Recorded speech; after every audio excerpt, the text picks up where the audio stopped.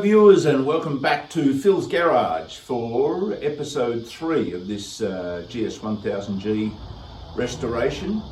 While we're waiting for parts to arrive, including the crankshaft and some light bulbs and some tools and things that I need, I'm going to focus this video mostly on fixing up the tank. Now that's a fairly common problem with these old bikes. The tanks are in disrepair. Obviously ideally you want one where the tank is fine. Then you have some tanks that have some rust inside, which isn't too bad, but the worst condition is where you've got a tank that has been rusted and somebody's put a liner in which has then failed. Now that's what we have with this one, so we're going to have to go through some multiple processes to try and get this tank back to the point where it can hold fuel and do that properly without clogging up things or rusting further. So let's get on with that. Right, so as I said before in a previous episode, we need to do something about this tank because the inside of it is pretty disgusting. It has had a liner put in it, but to me it looks like somebody's put a liner in it without dealing with the rust first, so it's pretty disgusting in there. So this is going to be a two-step process. First of all, we've got to get the old liner out and then deal with the rust before we put another liner in. So what I'm planning to do is use a bunch of acetone to dissolve the liner along with some rocks and things in there so that I can rattle around, which will help break up the liner. So it'll need to be on the bottom and then on the sides and then on the top, and try and get all the areas so that it eventually is completely clean. So, which means I have to seal it up. So what I've done here is I've made a little plate here and then put a cork gasket behind there. I then used this lid off a jar and drilled some holes and then screwed that into where the sender unit goes, but the existing rubber is still under there, which I'm planning on replacing anyway, so I'm not too concerned if the acetone attacks it. But I'm not entirely certain that that's going to seal. And the last thing I want is acetone dribbling out of here because it's going to affect the paint. So what I might do, as you may have seen before, we got this, which is the fuel sender unit out of the unit. So that shows you how much rust is inside there.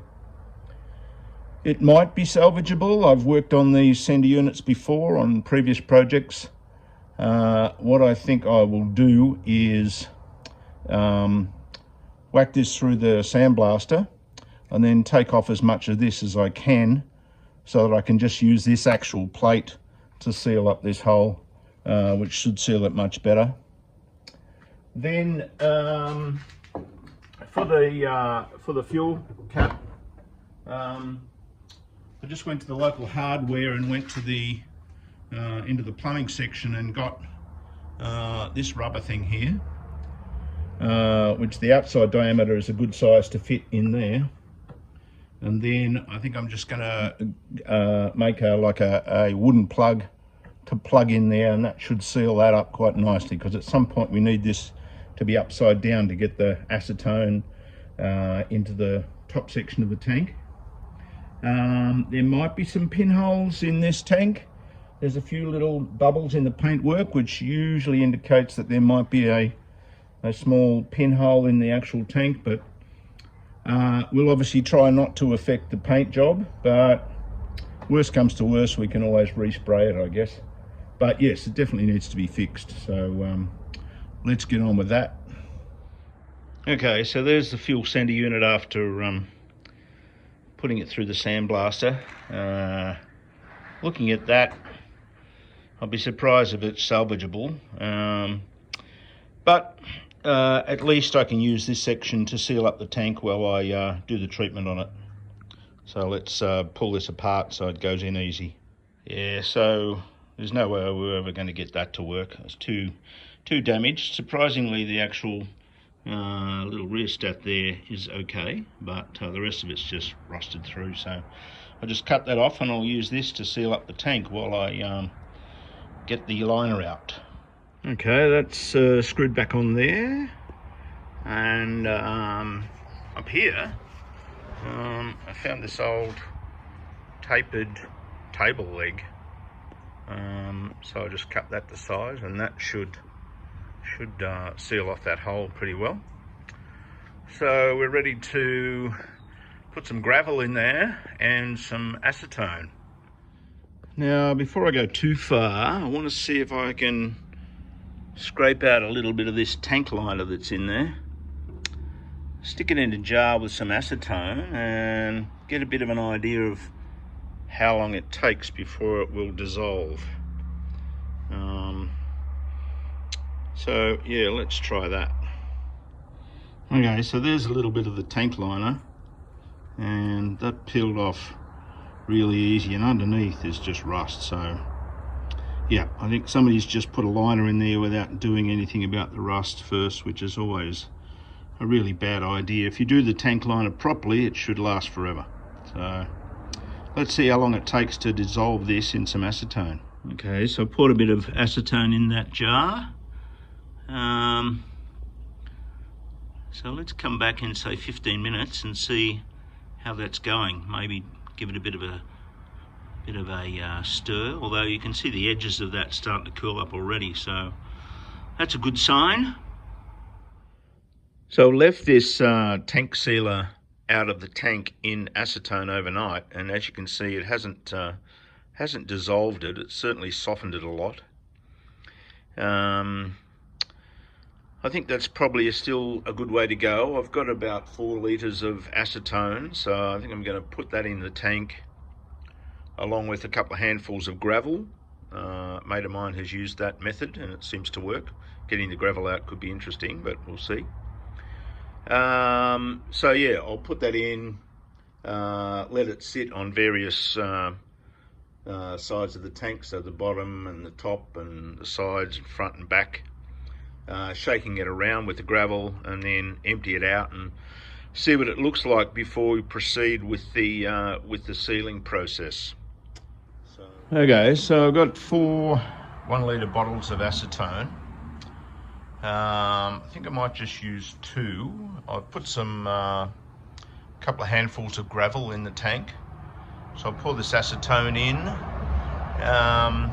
while trying not to get it on the paintwork, and let it sit for a while, give it a bit of a shake and move it around, see how we go.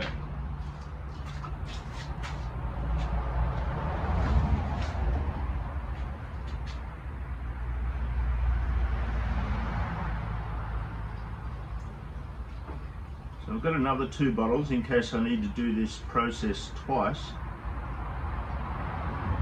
Keep an eye and see if there's any leaks out of the bottom of the tank. Okay, there's 1 litre.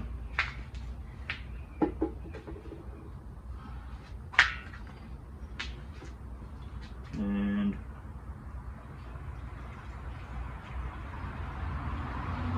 2 litres.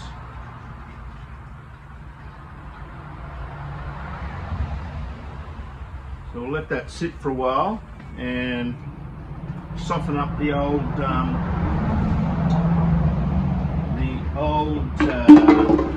tank liner, and then give it a shake and move it around a bit.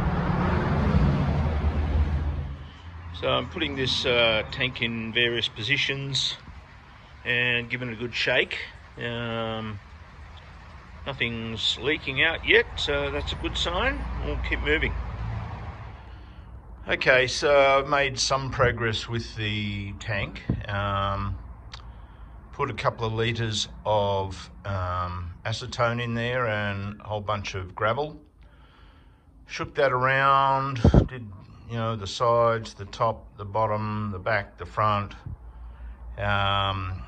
Sort of did that overnight, various stages, and then emptied it out with some pretty disgusting stuff coming out. Then I put the tap cover back on and filled it with another couple of litres of acetone, and shook that all around, then emptied it out. So most of the lining, I think, is gone. There might be some build-up of sludge in a couple of corners. There's definitely rust in there. I don't know whether you can see in there, but yeah, the surface doesn't look great. So what I want to do now is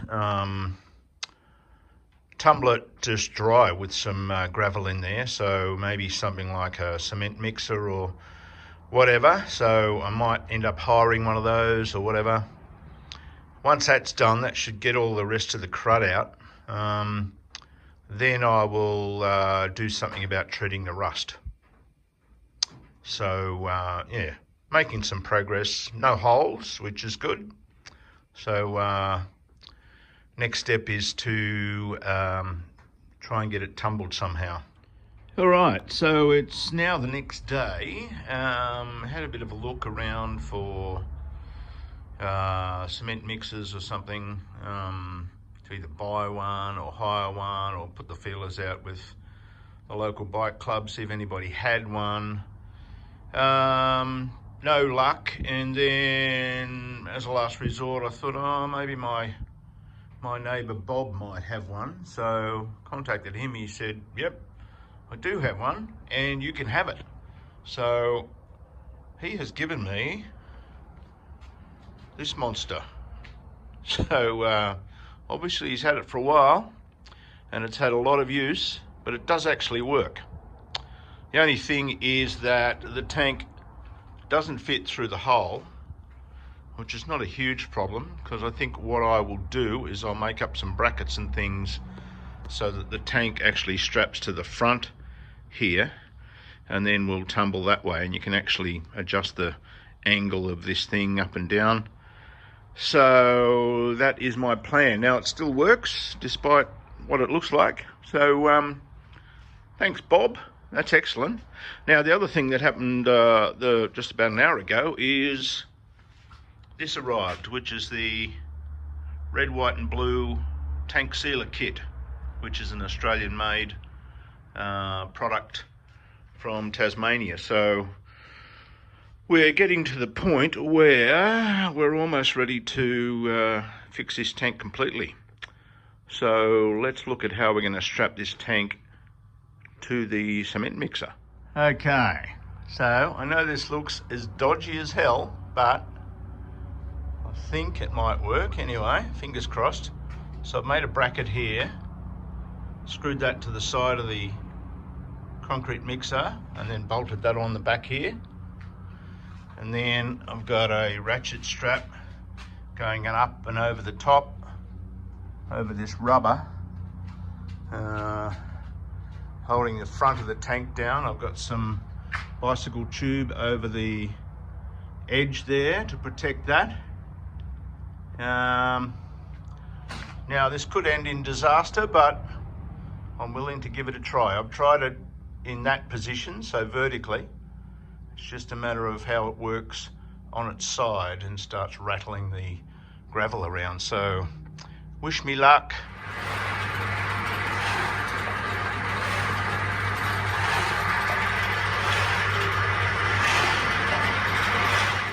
Okay, so I have let this contraption rattle away in a few different positions. So at about sort of 45 that way, both sides, about 90 degrees, both sides, and about 45 down, both sides, for about half an hour in each position, which I think is probably enough. So I'll take the tank off now. I might give it a shake, like completely vertically, so I can get the gravel up around where the where the fuel opening is, and then we'll open it up and suck out the gravel and see what it looks like. So that tumbling around on the cement mixer seems to have gotten rid of a lot of the surface crud and leftover bits of liner and a bit of the surface rust. There's still certainly surface rust in there. I don't know whether you can see that, but also down in here, you can see that the inside has still got a bit of surface rust on there. So I'm going to try a method that I saw on Andy's Motorcycle Obsessions, using electrolysis to get rid of the last of the rust before we put the liner in. So let's have a go at that. Okay, so what do we need for this electrolysis process to get rid of the rust? We need the tank, obviously. We need washing soda, which is, you can see there, sodium carbonate. Has to be sodium carbonate. So I've measured out about 1.5 cups of that, which will go into this 60 litres of water, which is in this 75 litre garbage bin, plastic garbage bin, obviously. So we'll mix that up, put the tank in, and then we'll use, I'm just going to use this bit of square steel tube as the anode, and the petrol tank itself will be the cathode. And then we just use a standard battery charger to put some charge in there, and over a series of hours the rust should migrate from the tank, from the inside of the tank, over to this steel pipe. So yeah, let's see how that works. Okay, that's in there. So the positive lead goes to the steel pipe, being the anode. The negative lead goes to the tank. I just scraped off a bit of paint on that little tab at the back there, because obviously you need a good electrical connection to the tank. You obviously don't want the pipe touching the tank at all. Theoretically, when we switch this battery charger on, we should show a bit of current flowing between the two. Okay, I've just turned that on, and as you can see on my crappy old battery charger, we're drawing just under 2 amps. So something's happening. So we'll leave that like that for, I don't know, probably the rest of the day. And then we'll obviously have to do it in 2 doses, because we'll have to turn the tank upside down to do the other half. But yeah, I guess that's working. So we'll see what the results are, probably tomorrow sometime. Right, well, that's only been in there for an hour and a half, and it's already looking like a rust soup, so seems to be working. How much? The current has dropped a bit, so we're only drawing about 1 amp now. Anyway, we'll see how it goes, and might put another anode in there at some point to bump up the amps, but we'll see how we go. Okay, so I've left that overnight. I've scraped off this steel post a couple of times, but overnight you can see there's a fair bit of rust on there, which has all come out of the tank. So I'll scrape that off, turn it upside down, and do the other end of the tank. Okay, so I ended up with 2 anodes in the bin when I turned the tank over. You can see that this is all the rust that came out of the tank on both of these. So that's worked pretty well.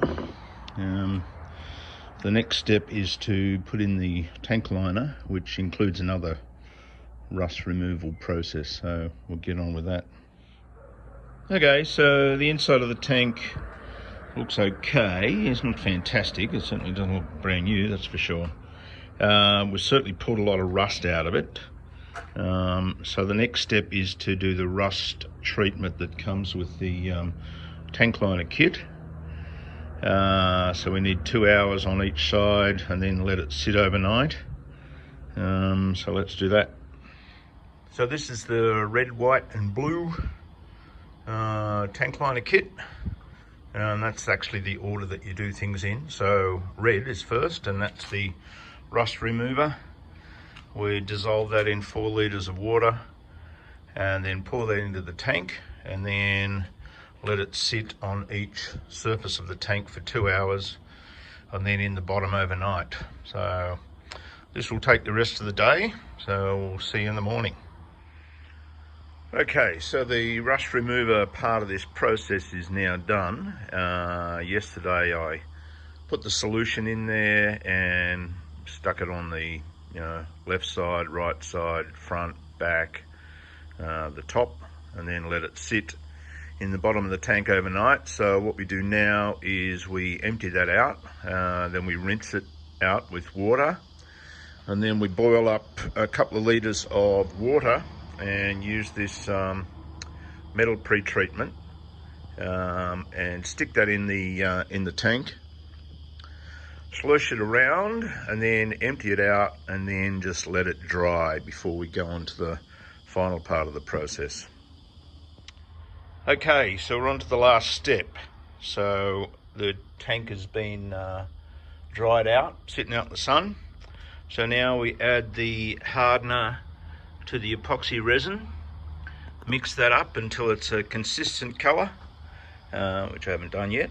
Let it sit for 2 minutes, then mix it again, and then we just pour it into the tank and roll the tank around until it's covered all the surfaces.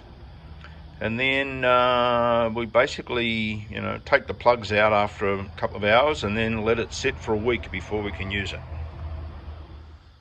Okay, so that part of the process with the epoxy has been done. Mixed that all up, poured it into the tank, then rolled it around as much as I could, trying to get every surface. It's a bit hard to know what's going on inside the tank, but you just got to sort of roll it around and try and cover every surface, including the top of the tank. If there's any pinholes up there, you'll end up with paint bubbling off the tank.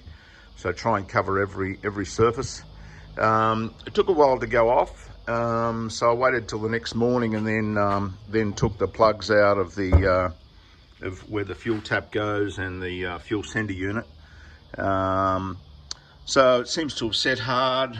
From what I can see inside there, it looks like it's covered most of the surfaces. So I think we're okay with the tank. They say you can't use it for a week, but it'll certainly be more than a week before I need to use the tank, because we've got those engine problems.